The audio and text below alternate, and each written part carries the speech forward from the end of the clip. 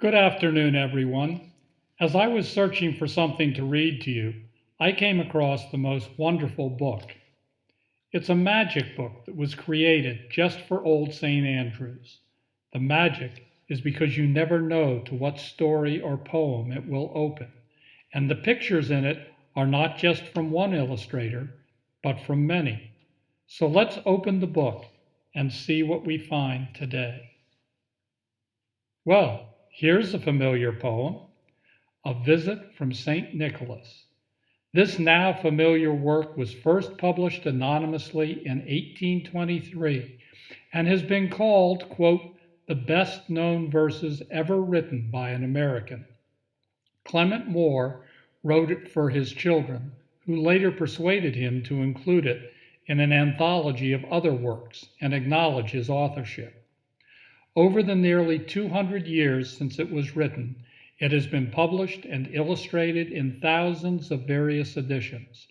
Our magic book will allow us to see illustrations by several different people, including a coloring book version done by one of our friends for her children. You probably know it well enough that you can recite it along with me. Let's begin. 'Twas the night before Christmas, when all through the house not a creature was stirring, not even a mouse. The stockings were hung by the chimney with care, in hopes that St. Nicholas soon would be there. The children were nestled all snug in their beds, while visions of sugar plums danced in their heads. And Mamma in her kerchief and I in my cap had just settled our brains for a long winter's nap. When out on the lawn there arose such a clatter, I sprang from my bed to see what was the matter. Away to the window I flew like a flash, tore open the shutters, and threw up the sash.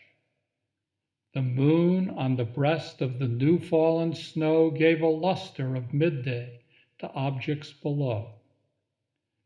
When what to my wondering eyes did appear but a miniature sleigh and 8 tiny reindeer, with a little old driver so lively and quick, I knew in a moment he must be Saint Nick. More rapid than eagles his coursers they came, and he whistled and shouted and called them by name. Now Dasher, now Dancer, now Prancer and Vixen, on Comet, on Cupid, on Donner and Blitzen. To the top of the porch, to the top of the wall, now dash away, dash away, dash away all. As leaves that before the wild hurricane fly, when they meet with an obstacle mount to the sky, so up to the housetop the coursers they flew, with the sleigh full of toys, and St. Nicholas too. And then, in a twinkling, I heard on the roof the prancing and pawing of each little hoof.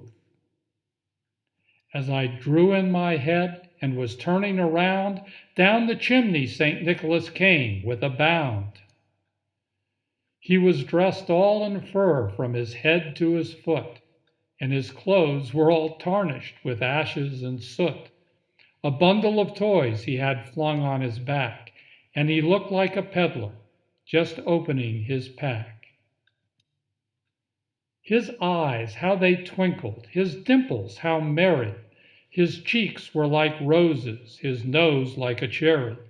His droll little mouth was drawn up like a bow, and the beard on his chin was as white as the snow. The stump of a pipe he held tight in his teeth, and the smoke, it encircled his head like a wreath. He had a broad face and a little round belly that shook when he laughed like a bowl full of jelly. He was chubby and plump, a right jolly old elf, and I laughed when I saw him in spite of myself. A wink of his eye and a twist of his head soon gave me to know I had nothing to dread. He spoke not a word, but went straight to his work and filled all the stockings, then turned with a jerk, and laying his finger aside of his nose and giving a nod, up the chimney he rose.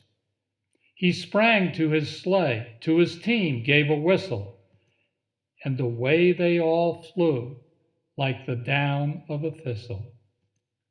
But I heard him exclaim, ere he drove out of sight, "Happy Christmas to all, and to all a good night." Merry Christmas, everyone.